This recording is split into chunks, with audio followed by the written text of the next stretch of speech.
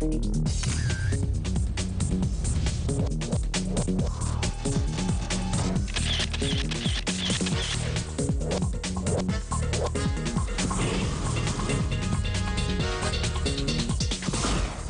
body of work is perhaps having to do with my fascination with past lives.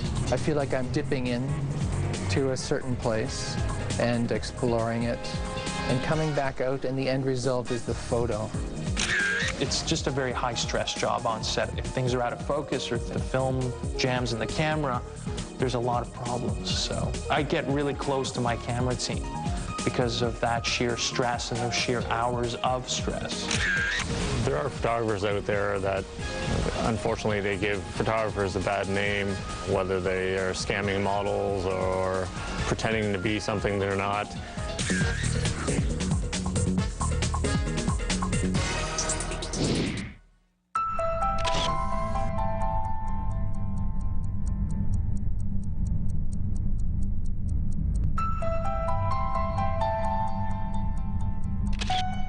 The whole thing began with a top hat I found in the back of an antique shop that was not in the best of condition, but for some reason I had to have it.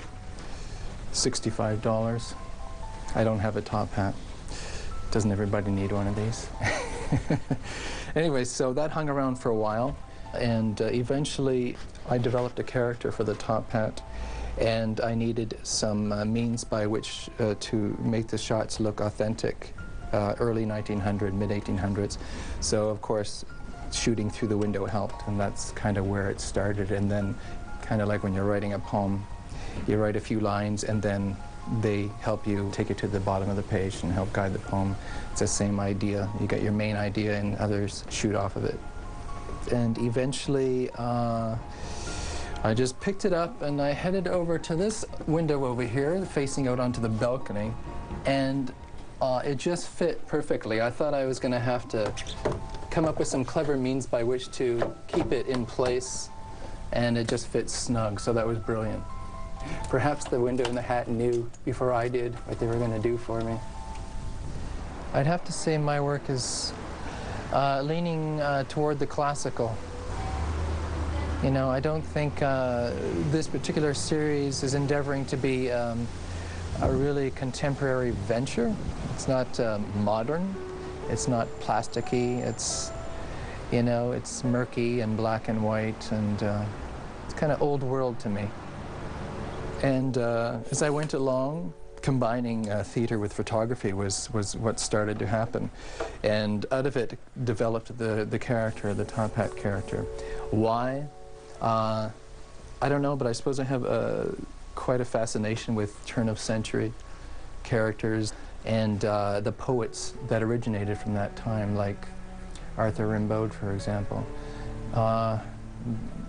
That whole time era fascinates me. And now I'm just into it, and I don't quite know who he is, but I think he's among those characters you'll see in some bistro in Paris, probably having a bad habit of drinking too much absinthe or something like that, talking with the other artists and getting into the occasional brawl or something. I think anybody in photography has a bit of an obsession with windows, so I just started shooting through here and immediately went around to the other side and started catching my silhouettes with the top hat on. Not intending to look sinister, but you can't escape the, it's either Charles Dickens-esque character or straight out of, you know, Jack the Ripper, which was not the intention. So right now, this is Chancy at work, getting all the technical stuff down. You set the timer, you run around, and a character entitled The Stranger takes over. And that's how it goes.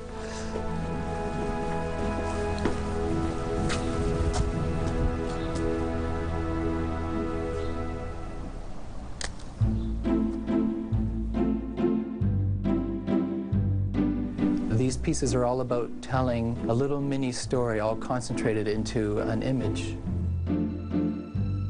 In order to succeed, have to draw people in certain levels, and the levels create the story. I'm not shooting a particular fascinating color in your face. I'm shooting a situation, a circumstance with characters. Perspective plays such a major part in what I'm doing. The impact of the visual. Photography is two-dimensional, and I'm really striving to create the impact of, say, a third dimension. It's all the art of illusion.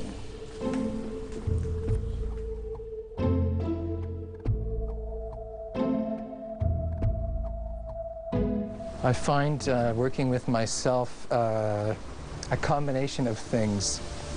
I definitely lose my cool. I occasionally am concerned about the woman who lives upstairs because I tend to swear a lot when things go wrong and things fall over. A lot of the shooting process uses props. Things collapse on you just as you're ready to click the shot. I also enjoy it thoroughly. You get into a momentum, there's a current happening, there's a flow. I've always got music to accompany me, so I feel like it's dream work. I think reading somebody's poetry, hearing their music, is to spend some time visualizing what the words are saying and where they're taking you. And that in itself is the trip. That's the exchange between yourself and the artist's work.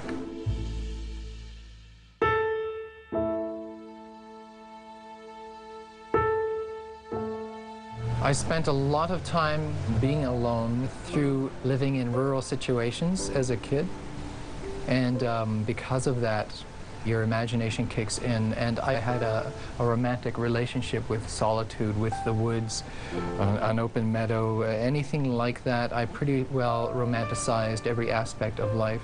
So the photos themselves are basically a celebration of the land and how I feel about it.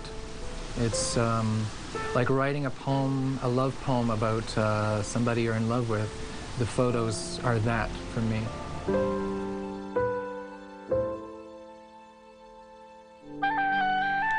What I have here is a fraction of some of the props that have gone into taking my character elsewhere.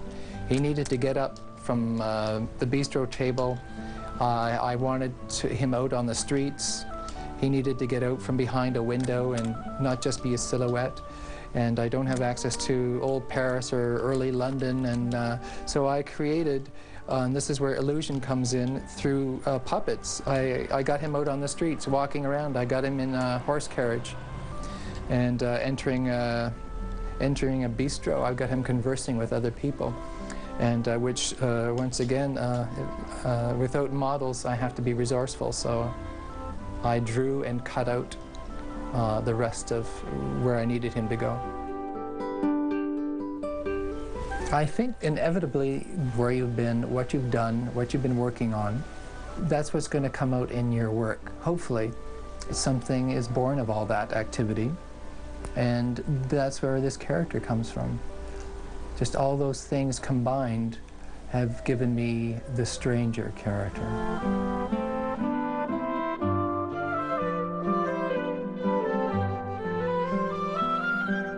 This body of work, being entitled The Stranger, is perhaps having to do with my fascination with past lives. I feel like I'm dipping in to a certain place and exploring it, certainly enjoying it, and coming back out, and the end result is the photo. And if it's a decent photo, that's the reward for my very strange behavior.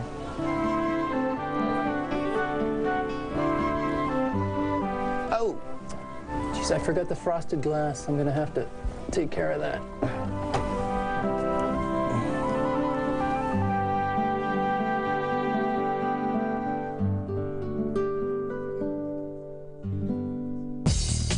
When you look at all these big blockbuster movies that are coming out, there's this massive amounts of money spent on the technology, but I think there's not enough attention put on the human being behind the technology.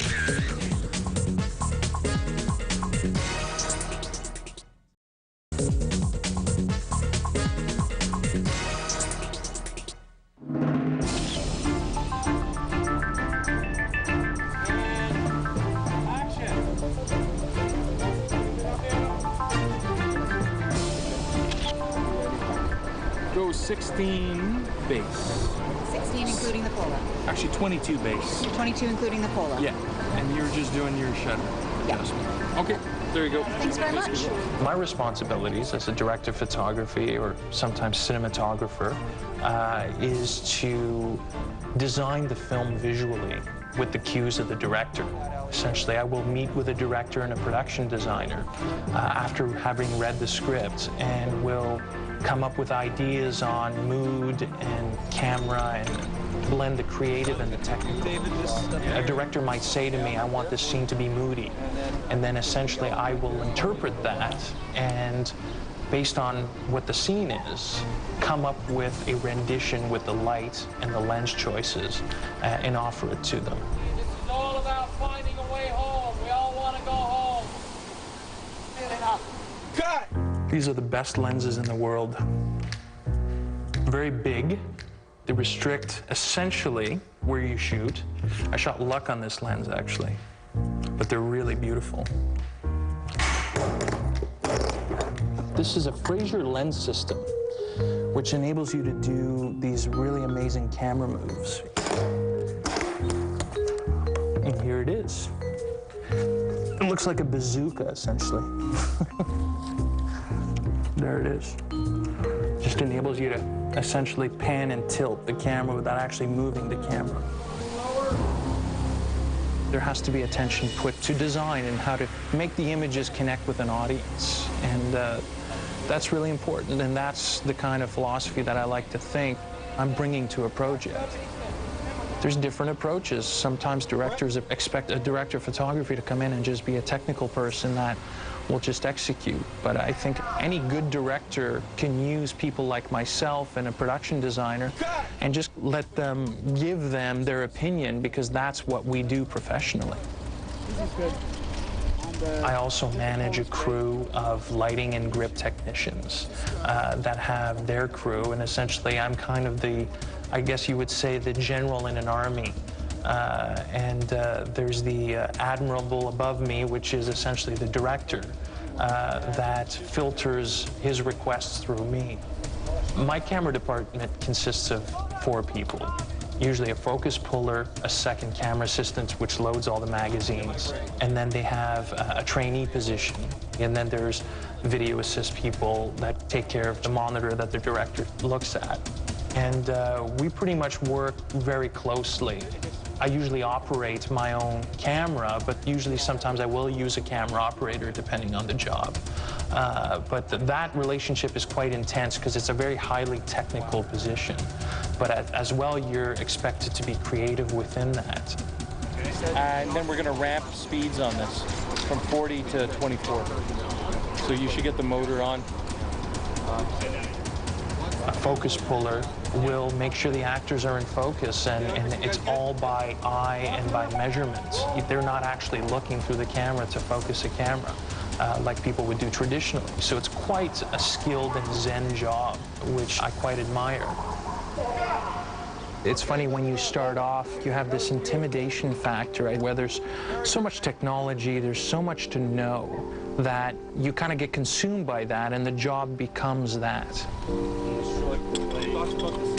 Technology's been evolving so fast, especially in the entertainment business. And I started like everyone else, or a lot of people of my generation, shooting black and white in film school, using the old Steenbecks, the double wind machines, the moviolas, and getting your fingers on the film, which was quite a religious experience for a lot of people. They actually, having had that ability, we were kind of the last generation to do that.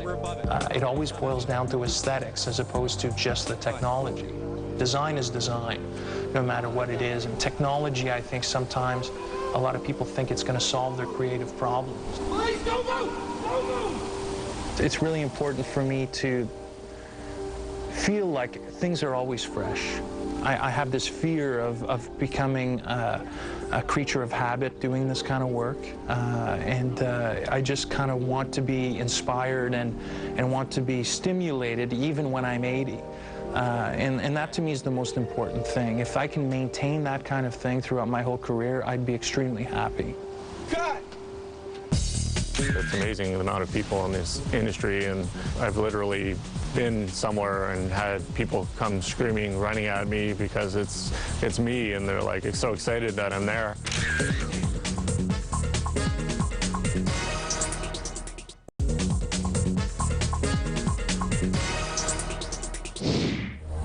Good, excellent. There we go. That's it. That's it. That's it. Nice. Excellent. I've been doing fitness photography for about 10, 11 years. I've always been interested in the fitness bodybuilding industry and been reading magazines since I was a teenager. So when I decided to do photography, it just made sense to me to get into the fitness bodybuilding field.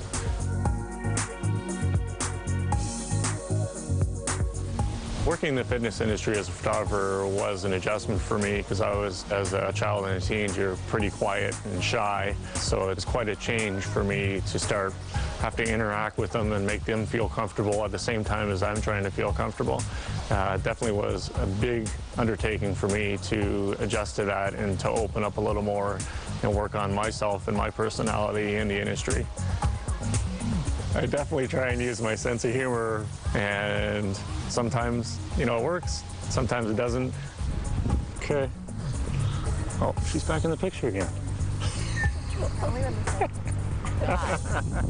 He's such a prankster, not being too serious about things because it's supposed to be fun. So if they act like it's going to be fun, the models usually follow along because it can be somewhat intimidating as well. It's kind of scary.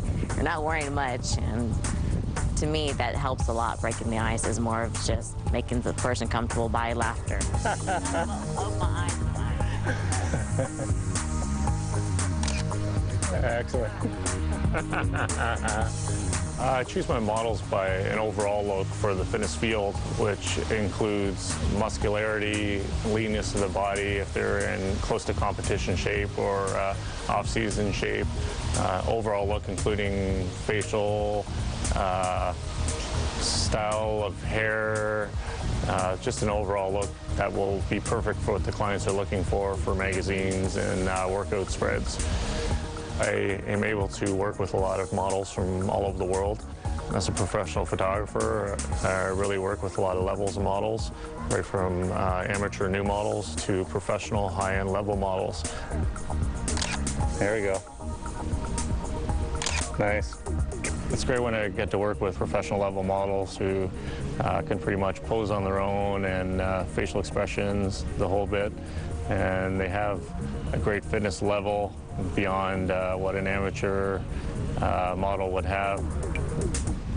Nice. A lot of people think that a lot of what I do is the bikini, sexy bikini on the beach style photography with fitness, but fitness also expands into workout spreads, ads for major companies with clothing wear, catalog, product shots. The model could be displaying the product. There's endless possibilities in the fitness industry. Yeah, that's good. Awesome. That's it. Nice. Love it.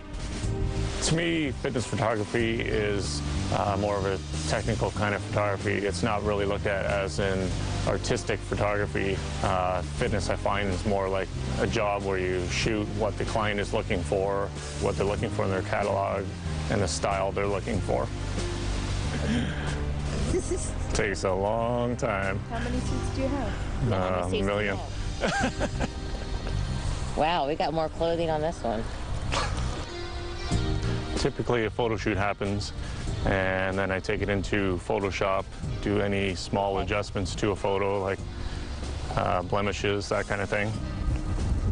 And once I've done that, I organize, sort the photos, throw them on a disc, send them to the magazine. They go through them, choose what they like, and it could be anywhere from a month or two to a year or two you see them in the magazine. Oh yeah, I love it. Excellent. Good. To me, what makes a good fitness photo is an overall look, right from the talent of the photographer, all the skills the photographer has, the styling in it, whether it's clothing, what kind of style of clothing they're looking at, props in the photos. You may be using dumbbells or a workout ball, any of those kind of things, and including the model. The model's got to have the skills, and all of it adds up together to make an amazing photo, and that's what is going to sell to the client. Okay, looks awesome. Good. There goes the sun again. Nice. Looks good. The reaction to my work is always really positive. People seem to look at it and think that the quality is really high and consistent. I always try and keep the results consistent of what I see in ads and magazines to try and keep current to what the client is looking for. Yeah, you're doing really well, so have confidence what you're doing. There's no problem there, that's for sure. This is my first time shooting with Scott. I met him for the first time this morning. I felt comfortable with him right away. He's a friendly guy, very easy to work with, knows what he wants, lets you know it. And we've had a good experience this morning. That's it. Good, right there. Nice. You can pull the strings on your waist over. Just keep them off the side. That's it. Oh, losing the weight. Nice. How I try and keep the shoots respectable, especially considering we are shooting skimpy bikinis, is try not to go over a line. A lot of fitness people are doing this on the side and they have respectable jobs, so you want to try and keep it tasteful, and I like to keep it tasteful for what I do. And it also, I think, keeps a respect with the models, knowing that I am shooting sexy, but it's not going over that line and going closer to an edge of something adult related, adult X-rated, that kind of thing. I don't, the way the cloud's moving.